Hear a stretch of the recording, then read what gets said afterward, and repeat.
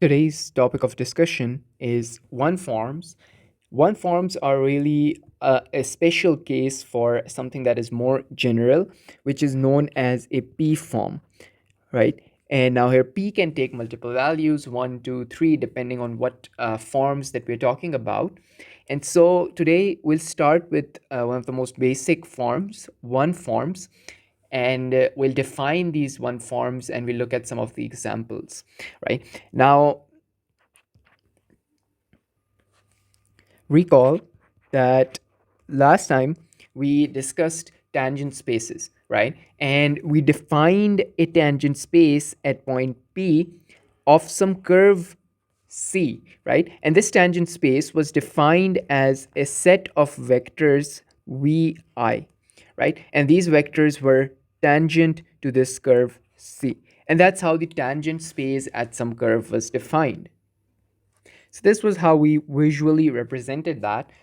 There was this curve C that belongs to a space of 2 R2, right? And there was a point P that lives inside this R2 and lies on the curve C. And at that point P, we defined a tangent space TP of C, which was really a set of a lot of multiple vectors combined together on this TP of C, such that these vectors are tangent to this curve C at point P.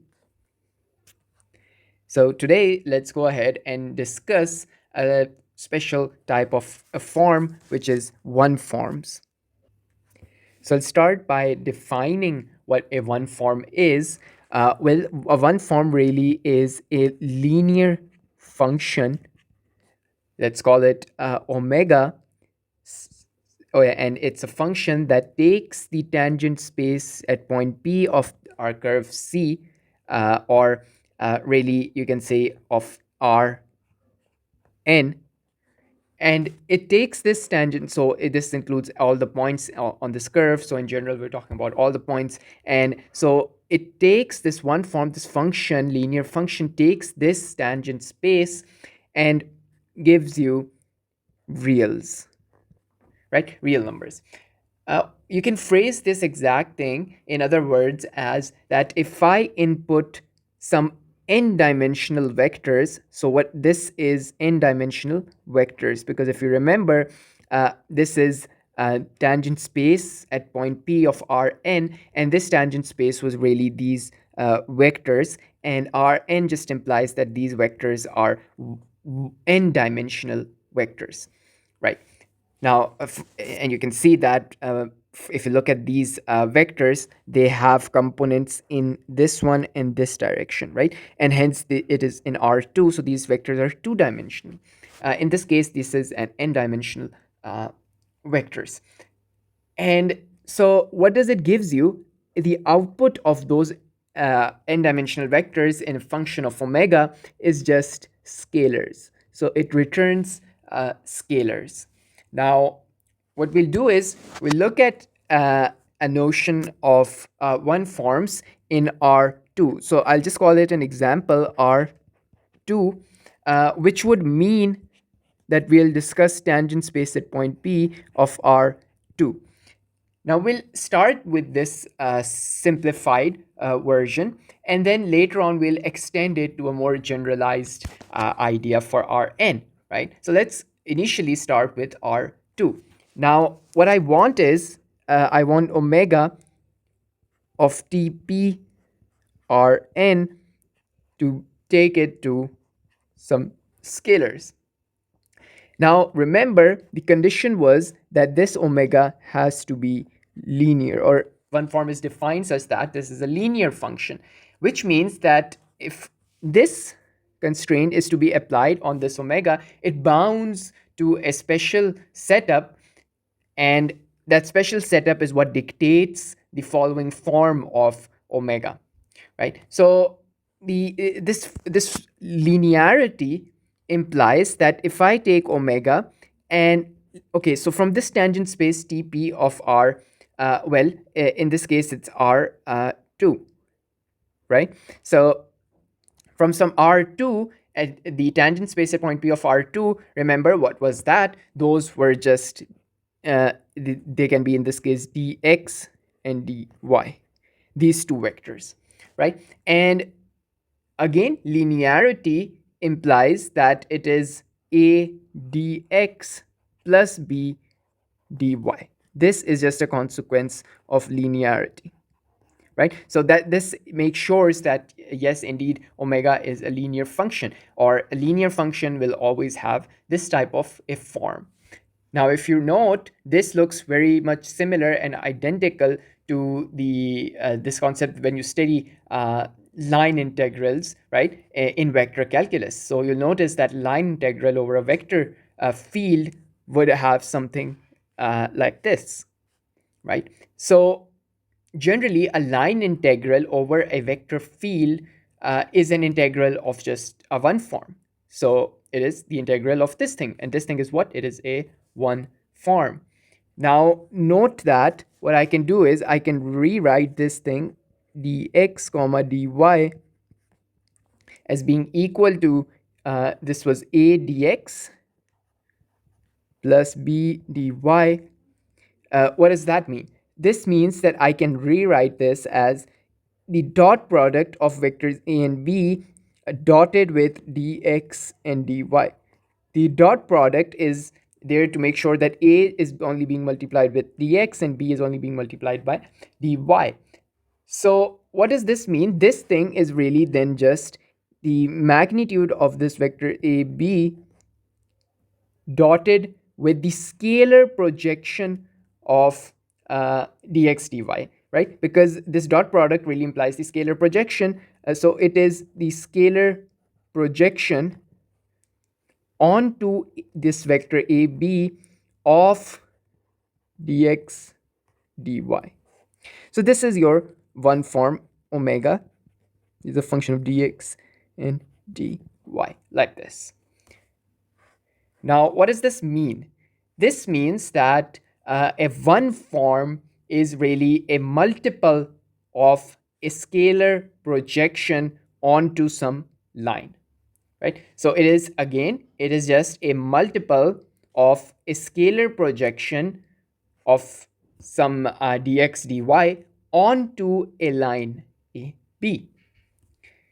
All right, now let's extend this to a one form on TPRN, right? So extension to TPRN of one forms, right?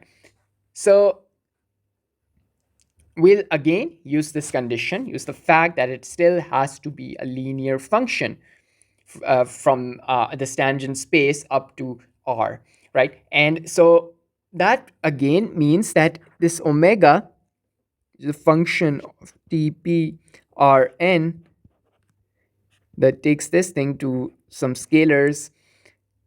Now, because of linearity, it implies that omega for n-dimensional vectors, I'll write them as dx1, dx2, dot dot dot dot dxn, right? So these are the n-dimensional vectors, and then I can rewrite this or expand this as a1 dx1. Again, this is because of linearity, plus b, let's call it a2 dx2 plus dot dot dot an dxn.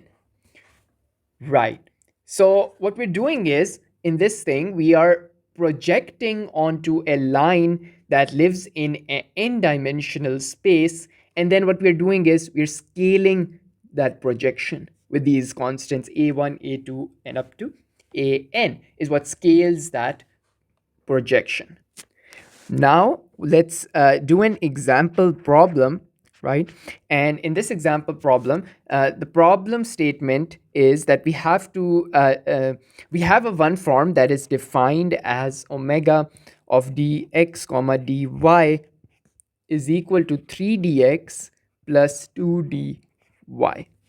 This is the one form that we have, and what we want is we want the lines that this one form project vectors onto. So on what line does omega project the vectors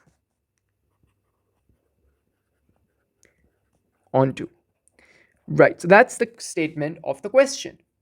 Well, the way that we can tackle this problem is, well, we have the one form. What does that mean? That means that the direction of a line is known, right? How is it known? If you look at this thing, compare it to this idea, right? So this 3 is just a1, so this is just a1 and this is just a2, or in other words it's just a and b, which means that the direction of the line, so the direction of the line is a b, which is just 3 comma 2,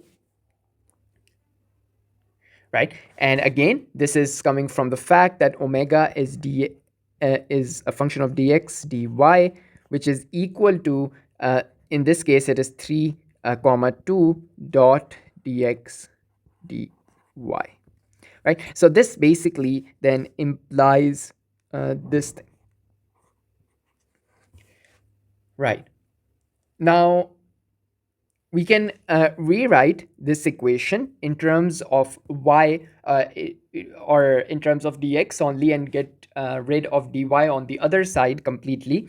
And so we can do that because of the fact that this vector 3, this direction 3 2 is exactly parallel to the direction of 1 and 2 by 3, right? What did I do here is I just divided these two components by the same number, that was 3. So that you get 1 and 2 by 3. So these two are parallel directions, which means that I can have a line, which implies that I can have a line dy is equal to 2/3 of dx.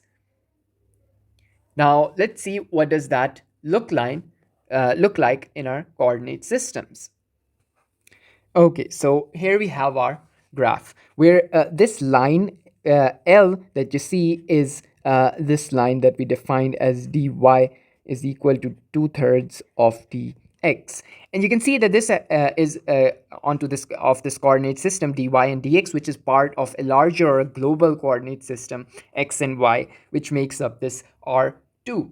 So you can see that this line now, that is at some point P, is a one form, which is it being projected onto. Now recall that this line is happening in this coordinate system, which is based at this point P, and it is again living inside a bigger or a larger coordinate system, which is R2. So according to the problem statement, on what lines does this omega projects the vectors onto? It is this line L, which is given by this equation dy equals 2 by 3 dx, is a line on which all these vectors vi would be projected onto. Let's do another example before we finish. So now we'll suppose that omega scalar projects onto a line, right? And this time, well, we're going in the reverse direction as we did in the previous problem compared to that. So we'll start with this thing that we have some omega and its scalar projects onto a line, and the line is defined by this equation dy equals 2 dx. And the length of the line is also given as 3 units. So the goal is to find a mathematical expression for omega. What is this omega equal to? Where omega is just the one form. So what we're looking for is this one form which is scalar projects onto a line dy equals 2 times dx, where the line has a length or a magnitude of 3 units. So again, remember omega is defined like this, that it's a function of dx dy, which is equal to ab dot dx dy. Right. Now, in order to scalar project onto this line dy equals 2 times dx, what we need is a comma b should be parallel to, if you look at in this expression, whatever is with dy is a, and whatever is with dx is b. These a and b are really 1 and 2, so this a and b should be parallel to this direction 1 comma 2. So again, this 1 comma 2 is just a vector in the direction of this line dy equals 2 times dx. So if I have this thing now, this just implies that this vector a comma b is just equal to, so a corresponds to this 1. So it is, if I take a as 1, sorry, a as this thing as a, and that would immediately imply, because b corresponds to this 2, it should be just 2 times a, right? So this is what we have. And remember, the length or the magnitude of this vector is also specified as 3 units. So the magnitude of a comma 2a is equal to 3. Now, just use your definition of what a magnitude is, and that is just given by this Pythagorean theorem, that this would be a squared plus 2a whole squared, which is 4a squared.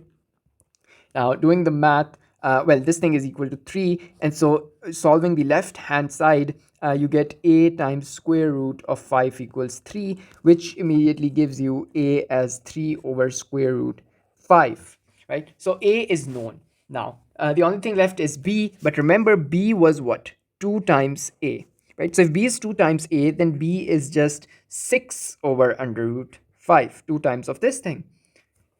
And now, what we have, remember, what was the goal? The goal was to figure out this one form, and the form of the one form is this one. So we just wanted to figure out a and b, and having a and b, we can completely determine our one form, or completely define the one form. So the one form that we have received from this line is this dx dy is equal to, which was a dx plus b dy. So a is 3 over under root 5 dx plus b is 6 over under root 5 dy. So this is the one form that we're looking for, and this one form is a one form that satisfies our condition, and the condition was that it is a scalar projection onto this line dy equals 2 times dx, and it multiplies that scalar projection by length l equals 3.